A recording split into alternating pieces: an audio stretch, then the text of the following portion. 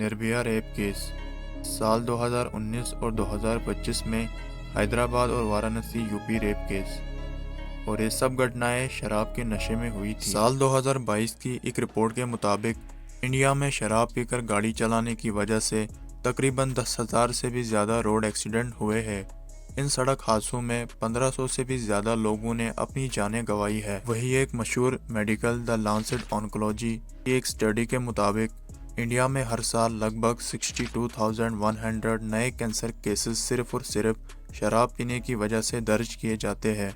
एक तरफ सरकार की बड़ी बड़ी ऑर्गेनाइजेशन ये कहती है कि शराब का सेवन मत करो, वहीं दूसरी तरफ सरकार शराब को खुलेआम बेच रही है। अगर सिर्फ दिल्ली की बात करें तो दिल्ली में आम दिनों में रोज़ाना लगभग 11 से लेकर 12 लाख शराब की बोतलें बिकती है। वहीं अगर पूरे देश की बात करें तो इंडिया में हर साल तकरीबन 500 से 600 करोड़ शराब की बोतलें बेची जाती है। और साल 2026 के हैप्पी न्यू ईयर के मौके पर पूरे इंडिया में शराब की बिक्री ने सारे पुराने रिकॉर्ड्स तोड़ दिए हैं।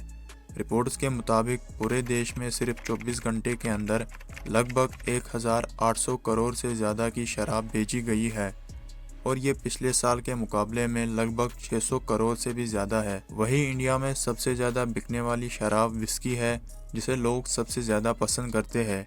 अगर दुनिया के टॉप 30 विस्की ब्रांड्स की बात करें तो उनमें से 13 विस्की ब्रांड्स इंडिया के हैं।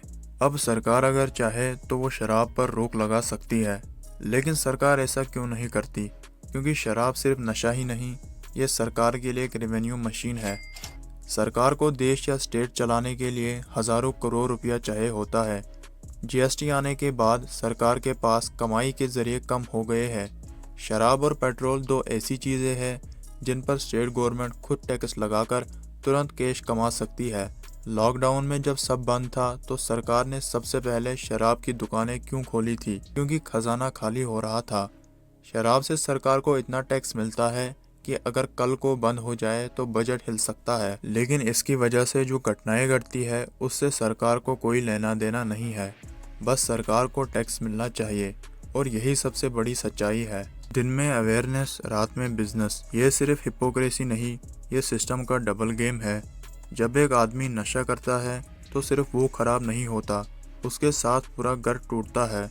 माँ का भरोसा, बाप की इज्जत, बहन की सेफ्टी, सब कुछ दांव पर लग जाता है। और फिर जब कोई बड़ा जुर्म होता है तो हम कैंडल मार्च निकालते हैं, हैशटैग चलाते हैं, और कुछ दिन बाद सब नॉर्मल होता है। लेकिन असली सवाल वही का वही रह जाता है। और इसमें सिर्फ सिस्टम की ही गलती नहीं, बल्कि लोग खुद पैसा देकर इसे खरीदते हैं, खुद घंटों लाइन में लगते हैं, खुद इसे अपनी लाइफ का हिस्सा बना लेते हैं। अगर कल से लोग शराब लेना बंद कर दे तो ना इतने ठेके खुलेंगे, ना इतना बिजनेस होगा, और ना ही इतनी तबाही होगी। लेकिन वो कहते हैं ना, आदत से मजबूर। शराब सिर्फ एक प्रोडक्ट नहीं, बल्कि ये एक ऐसा बिजनेस मॉडल है जहां नुकसान पब्लिक का होता है और मुनाफा सिस्टम का।